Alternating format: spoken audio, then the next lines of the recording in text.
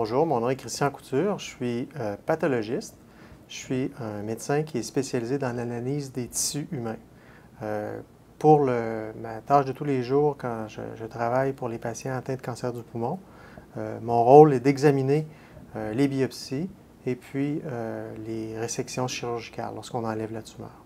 J'interviens donc avec mes collègues radiologistes qui font des biopsies, avec mes collègues pneumologues qui font également des biopsies, pour trouver si le patient est atteint d'un cancer ou pas.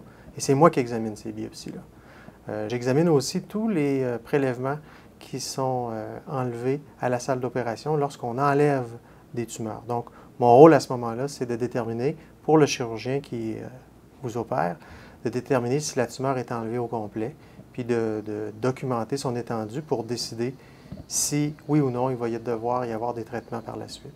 Comme pathologiste, je ne suis pas appelé directement à intervenir avec vous. Par contre, j'interagis de façon étroite avec tous les médecins qui gravitent autour de vous dans le cadre de vos soins. Les pneumologues, les oncologues, les chirurgiens, les radiologistes, parfois les médecins de famille qui vous suivent. Donc, c'est une interaction qui est plus avec les médecins donc, qui vous suivent. Des exemples de situations où j'interviens avec ces médecins-là, c'est par exemple au moment du diagnostic. Lorsqu'un pneumologue vous fait une bronchoscopie puis qu'il découvre une tumeur à la bronchoscopie, le diagnostic de cancer ou non, c'est-à-dire la lésion et la biopsie, il prend un morceau, mais ce n'est pas lui qui la regarde, c'est le pathologiste, c'est moi.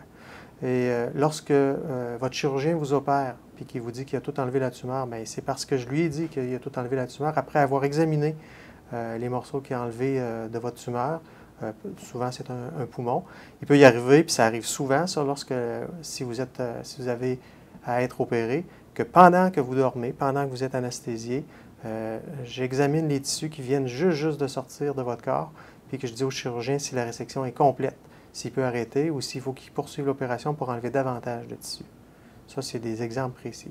Un autre exemple qui est nouveau, c'est que pour les patients qui ne sont pas opérables, il peut y arriver qu'on donne traditionnellement de la chimiothérapie, mais il y a des nouveaux traitements maintenant, la thérapie ciblée.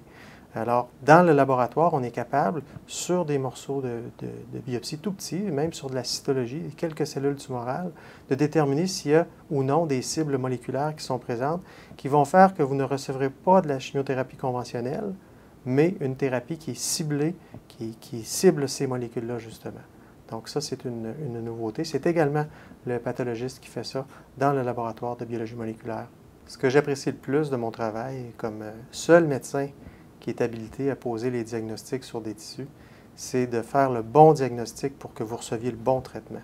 Donc, d'équiper du mieux que je peux mes collègues qui vous prennent en charge avec le bon diagnostic pour que vous receviez le traitement approprié à votre tumeur.